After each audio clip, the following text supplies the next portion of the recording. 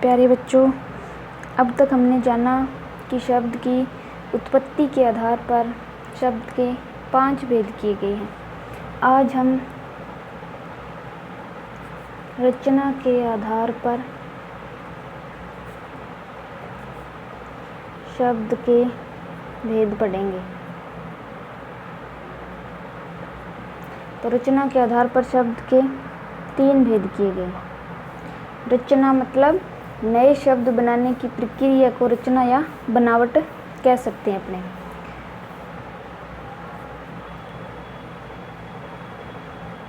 तीन प्रकार के भेद किए गए हैं। तो रूढ़ शब्द, यौगिक शब्द,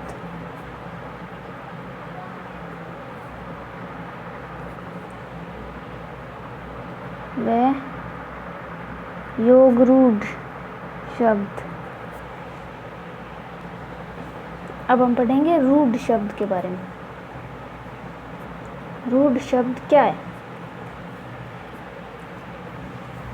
या हम यूं कहें कि ऐसे शब्द जो सिर्फ अपने विशिष्ट अर्थ में प्रचलित हो गए, जिनका दूसरा कोई अर्थ नहीं निकलता, या इनकी निर्माण प्रक्रिया भी जो है वो ज्ञात नहीं है, तो ऐसे शब्द हम रूढ़ शब्दों में गिन सकते हैं।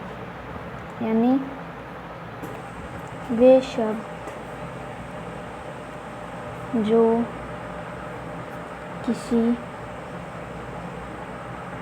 व्यक्ति, स्थान, प्राणी और वस्तु के लिए वर्षों से प्रयुक्त होने के कारण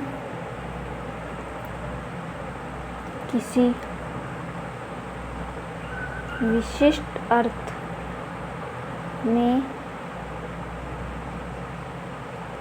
प्रचलित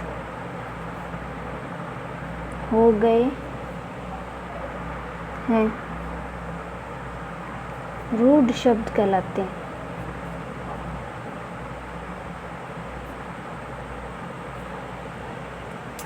यानी ये वर्षों से इनके लिए जो शब्द प्रयुक्त हो रहे हैं वो अपने ही अर्थ के लिए, या यूं कहें कि अपने सिर्फ एक अर्थ के लिए या विशिष्ट अर्थ के लिए प्रचलित हो गए हैं, रूढ़ शब्द कहलाते हैं। इन शब्दों में अर्थ की एक इकाई होती है, यानी जिस शब्द का वर्षों से इस्तेमाल हो रहा, उपयोग हो रहा है, जिस अर्थ के लिए सिर्फ उसका वही अर्थ निकलता है, उसके अर्थ की एक ही इकाई होती है। और इन शब्दों की निर्माण प्रक्रिया भी ज्ञात नहीं होती और इनका कोई अन्य अर्थ भी नहीं निकलता। जैसे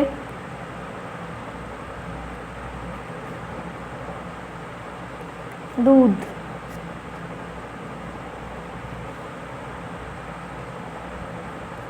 रोटी, पेड़,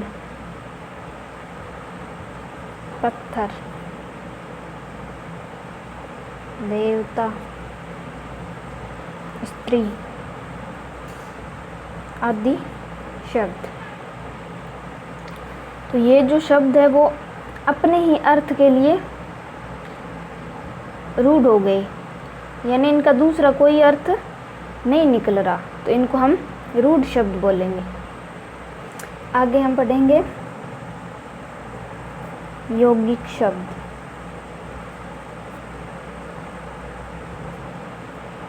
यौगिक का मतलब है योग से जो शब्द बने हो।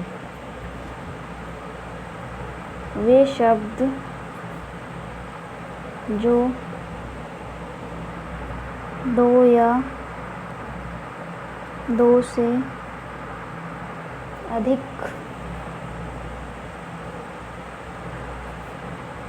शब्दों से बने हैं और उन शब्दों का अपना अलग अर्थ भी होता है, किंतु मिलकर संयुक्त अर्थ का बोध कराते हैं। उन्हें यौगिक शब्द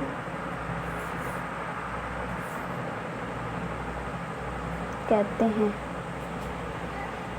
यानी वे शब्द जो दो शब्दों से मिले हैं लेकिन उनका अलग, दोनों को अलग अलग किया जाए शब्दों को, तो उनका अलग अपना अर्थ है, और जब मिलकर वो संयुक्त अर्थ का बोध भी कराते हैं तो वो शब्द यौगिक शब्द कहलाते हैं। जैसे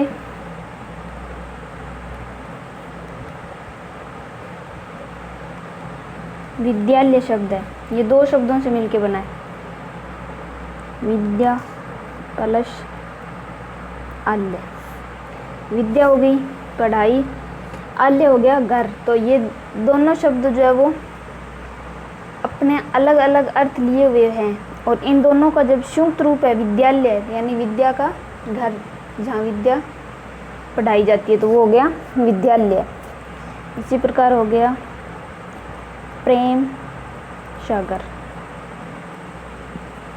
प्रेम अपना अलग अर्थ लिए हुए हैं और सागर अपना अलग अर्थ लिए हुए हैं।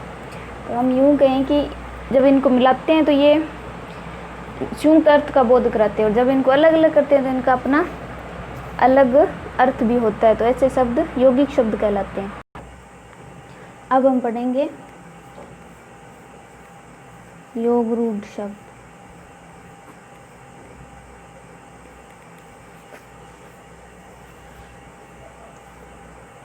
वे यौगिक शब्द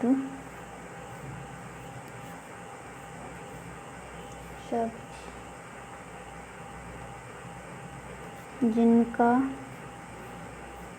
निर्माण पृथक पृथक अर्थ देने वाले शब्दों के योग से होता है, किंतु वे आपस में मिलकर किसी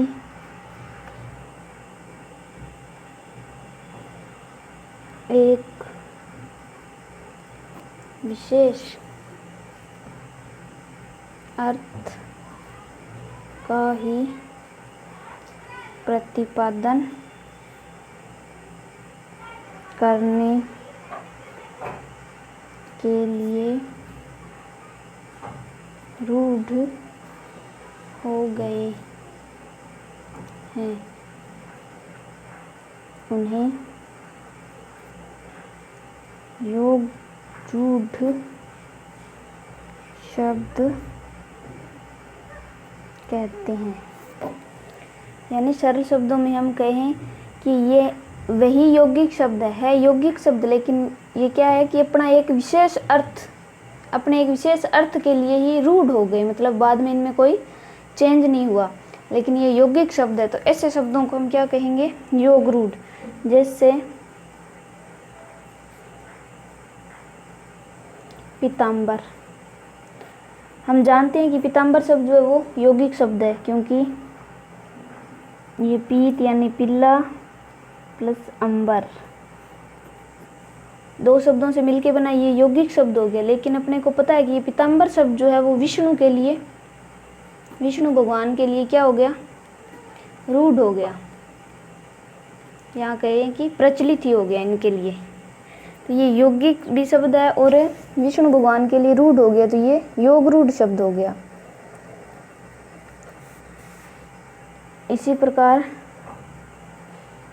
दशानन हो गया, ये भी एक यौगिक शब्द है, लेकिन ये किसके लिए होता है? रावण के लिए, तो ये भी योगरूढ़ शब्द हो गया।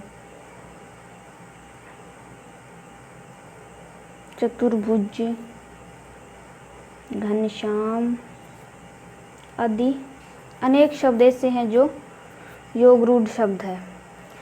तो बच्चों, आज हमने रचना के आधार पर या यूं कहें कि बनावट के आधार पर शब्दों के भेद पढ़े। रूढ़ शब्द, यौगिक शब्द व योग रूढ़ शब्द।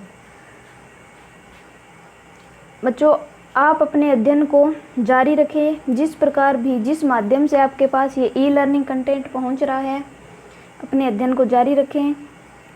जय हिंद, जय भारत।